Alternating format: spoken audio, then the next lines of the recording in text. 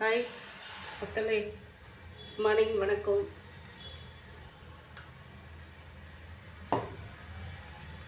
Video போட்டு 2 நாளைக்கு ஒரு முறை, வாரத்துக்கு 2 முறை இப்படி தான் போட்டு இருக்கேன். இப்போ பிஸின்னு இல்லை, கொஞ்சம் வேலை. வியாழக்கிழமை, நாளைக்கு பௌர்ணமி வரும்போது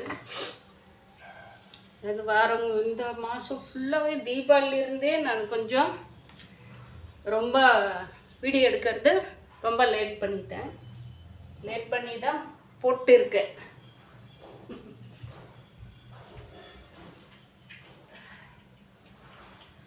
சாமி கும்பிட்டு அதை இந்த பக்கம் மாற்ற முடியுமா?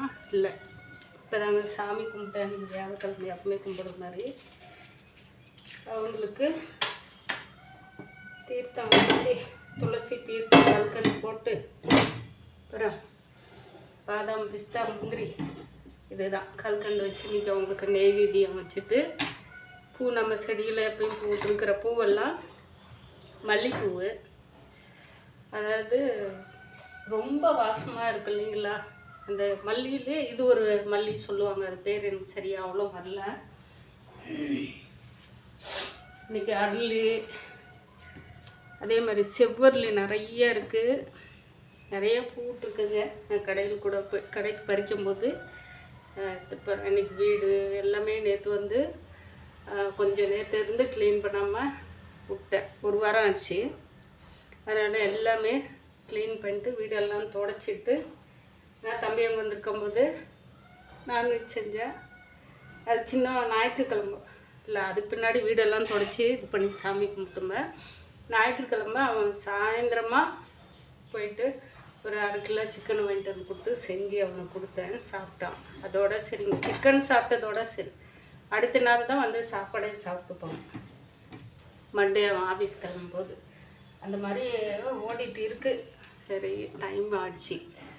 இந்த மாவில் வந்து நான் கோதுமை மாவு, அரிசி, வாழைப்பழம், எள்ளு, வெள்ளை எள்ளு, கொஞ்சம் சர்க்கரை, ஏலக்காய் எல்லாம் போட்டு கரைச்சி வச்சுருக்கிறேன். இன்றைக்கி ஒரு வித்தியாசமான தோசை ஊற்றலாம். அரிசி மாவு, கோதுமை மாவு, எள்ளு, வெள்ளை எள்ளு, கொஞ்சோண்டு சர்க்கரை, ஏலக்காய், அரிசி மாவு எல்லாம் சொல்லிவிட்டேன், திருப்பி சொல்கிறேன். கரைச்சி வச்சுருக்கிறேன். உப்பு கொஞ்சோண்டு போட்டு சர்க்கரையும் போட்டு சர்க்கரை கம்மியாக போட்டு கரைச்சி வச்சுருக்கிறேன். இதோட வந்து தேங்காய் திருவி வச்சுருக்கிறேன். இது சாப்பிட்றதுக்கு கொஞ்சம் டேஸ்ட்டாக இருக்கும்.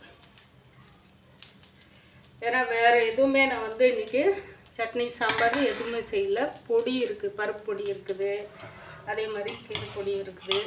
கீரை இன்றைக்கி வியாழக்கிழமை எடுத்துக்க மாட்டேன், சாப்பிட மாட்டேன். எப்பவுமே வந்து பாவக்காய், கீரை இது 2 மட்டும் நான்வெஜ் மாதிரி நான் செய்கிறதில்ல. அது ரொம்ப வருஷமாக கொஞ்சம் ஒரு அக்கா இருந்தாங்க எனக்கு, ரொம்ப நல்ல உறவுகள் அவங்க எல்லாமே. அவங்க சாய்பாபா சாமிக்கு நீ வேண்டிக்க கண்ணு அப்படின்னு சொல்லிட்டு ஒரு முறை வேண்டிக்க சொன்னாங்க. அது கண்டிப்பாக நடந்தது. நமக்கு அந்த அப்பம் வந்து அதிக அளவுக்கு நம்ம உன் கூட இருக்கேன் அப்படின்னு சொல்லிட்டு அவர் கடவுள் வந்து நம்மளை உணர வைக்கிறார் இல்லைங்களா? அதெல்லாம் நடந்தது. அதனால் நான் வந்து அப்போ இருந்து கொஞ்சம் அவங்க சொன்னது தான் நினைக்கிறேன். பாவக்காய், கீரை மட்டும் நான் சமைக்க மாட்டேன். அன்றைக்கி வந்து மற்ற காய் எல்லாமே செய்வேன். ஊற்றிக்கலாங்க.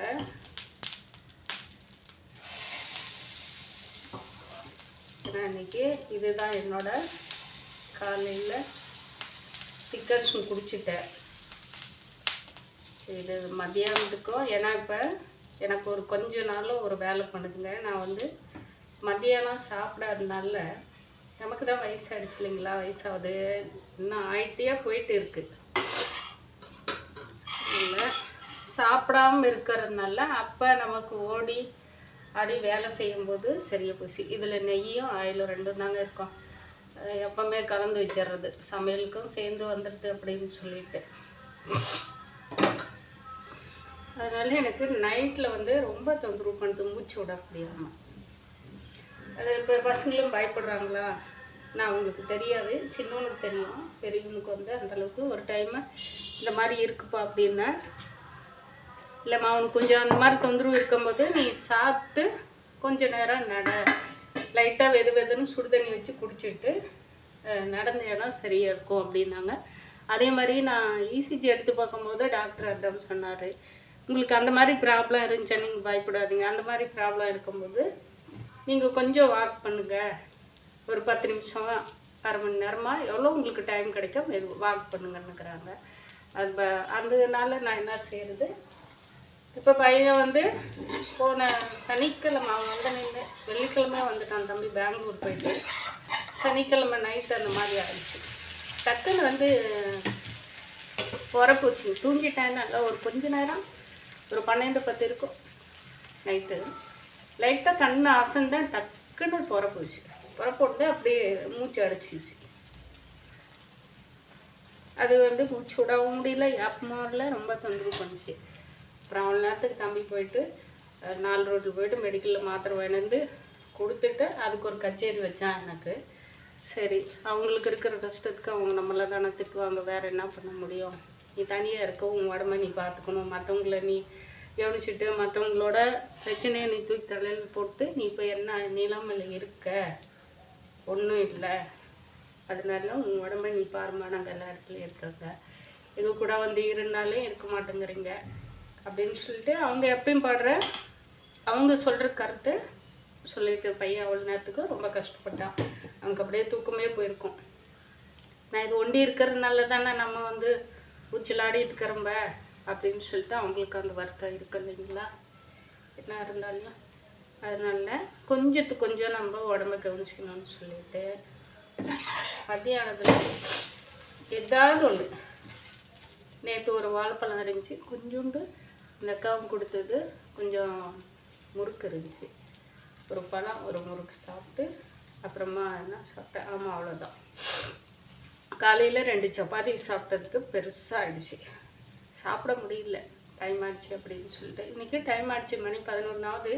இப்போதான் பேசிட்டு நின்றுக்கிறேன். சாமி கும்பிட்டு எல்லாம் க்ளீன் பண்ணிட்டு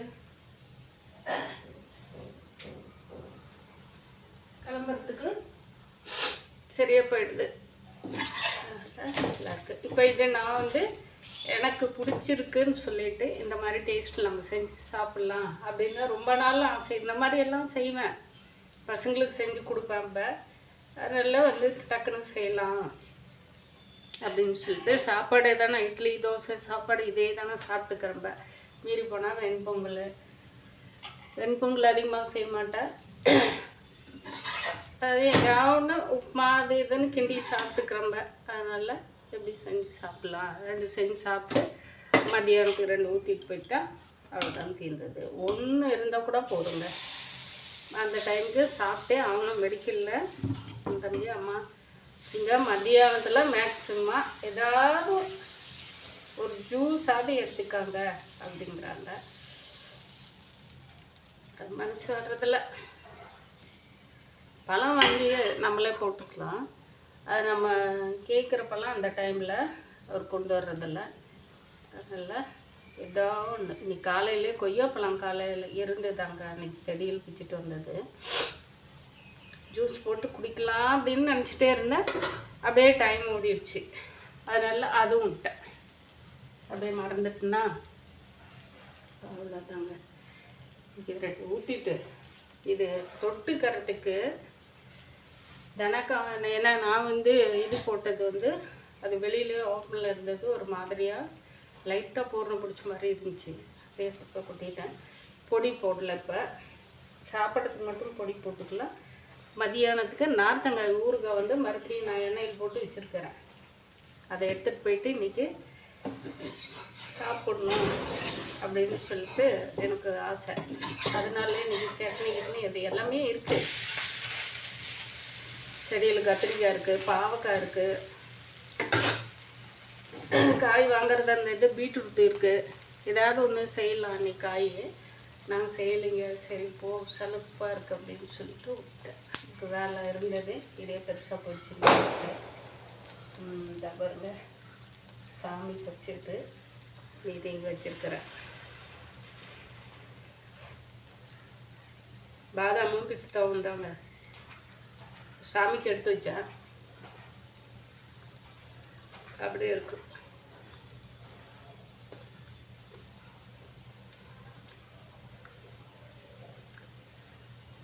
இது டேஸ்ட் நல்லா இருக்குங்க. நீங்கள் செஞ்சு சாப்பிட்டு பாருங்கள். எள்ளு இப்போ நான் எக்ஸ்ட்ரா போட்டிருக்கிறேன். தேங்காய் திருவி போட்டு வாழைப்பழம் இதெல்லாம் போட்டு செஞ்சுருக்கிறேன். நல்லாயிருக்கும்.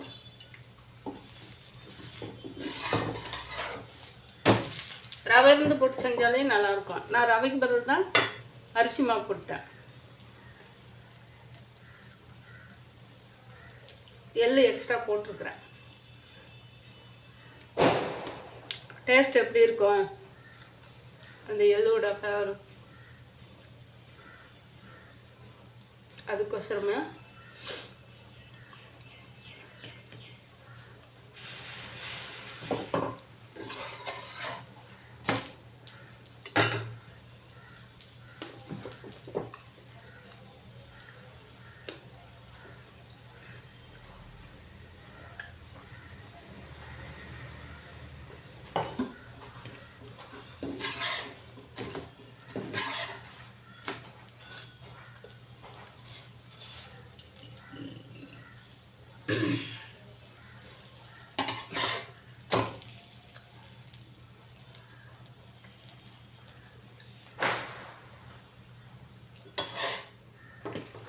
வெறும் சாதம் இருந்தால் கூட வாழைப்பழத்தை சேர்த்து சாப்பிட்ருவோங்க.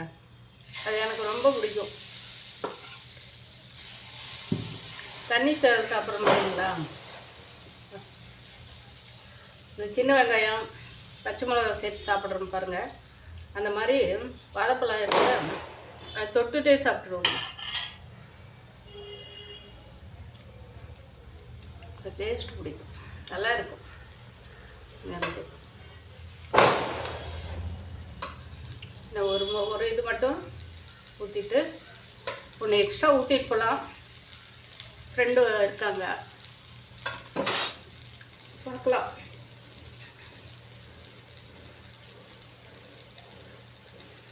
நீங்களும் இந்த மாதிரி செஞ்சு சாப்பிட்டு சந்தோஷமாக இருங்க. இன்றைக்கி யாராவது சாய்பாபா கோயிலுக்கு போகிறாங்களா, போயிட்டு நல்லபடியாக பிரார்த்தனை பண்ணிவிட்டு வாங்க. நாங்களும் அவர்கிட்ட வேண்டிக்கிற எல்லா நன்மைகளும் எல்லா ஐஸ்வர்யங்களும் ஆரோக்கியமும் கிடைக்கணும்னு சொல்லிட்டு நானும் கடவுள்கிட்ட வேண்டிக்கிட்டேன். நீங்களும் எனக்கொசரமும் வேண்டிக்காங்க, நானும் உங்களுக்கொசரம் வேண்டிக்கிறேன். இன்னும் ஒரு இது மட்டும் ஊற்றிட்டு டக்குன்னு கடைக்கு கிளம்பலாங்க. லேட்டு தான் கடைக்கு. பக்கத்தில் ஒரு வேலை அர்ஜென்ட் வேலை எதுவும் இல்லை, அந்த டைமுக்கு போகணும் நம்ம கடைக்கு.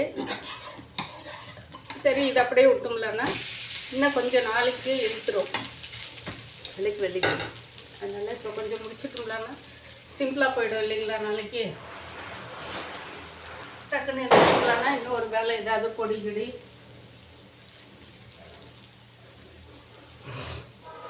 ஆமாங்க, நேற்று பொடி நான் ஃபேஸ் பேக்கும் முருங்கைக்கீரை பொடியும் பேக் பண்ணி கடையில் வச்சுட்டேன். தேவை இருக்கிறவங்க வாங்கிக்கலாங்க. யாராவது இந்த வீடியோ பார்த்துட்டு எனக்கு இந்த பொருள் தேவை அப்படின்னு சொல்லி கேட்குறவங்களுக்கு இல்லை இதில் வாட்ஸ்அப்பில் நம்பர் இருக்குங்க, எனக்கு ஒரு மிஸ்டு கால் மட்டும் கொடுங்க. நான் உங்களுக்கு டீட்டெயில் சொல்லி கொடுக்குறேன். அதாவது ஃபேஸ் பேக்கு ஆவரம்பூவு, பன்னீர் ரோஸு, கூழாங்கிழங்கு, அது கடலப்பருப்பு, அதுக்கப்புறமா வெற்றி வேறு, வாழைப்பழம் தோல், பச்சை பயிறு எல்லாமே போட்டு நல்லா அரைச்சி பவுட்ரு பண்ணி வச்சுருக்குறேங்க. கஸ்தூரி மஞ்சள் இதெல்லாமே போட்டு அரைச்சி, செம்பருத்தி பூ இது போட்டிருப்பேன்.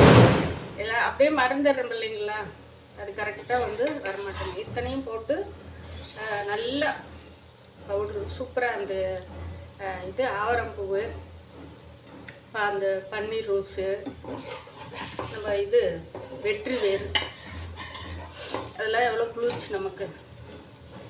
இது பனானா தோல் எதுக்கு போடுறேன்னா, நமக்கு பிளாக் மார்க் இருக்கிறதுனால நான் அரிசி போட்டு கொஞ்சம் ட்ரையாக இருக்கும் ஃபேஸ் கொஞ்சம்.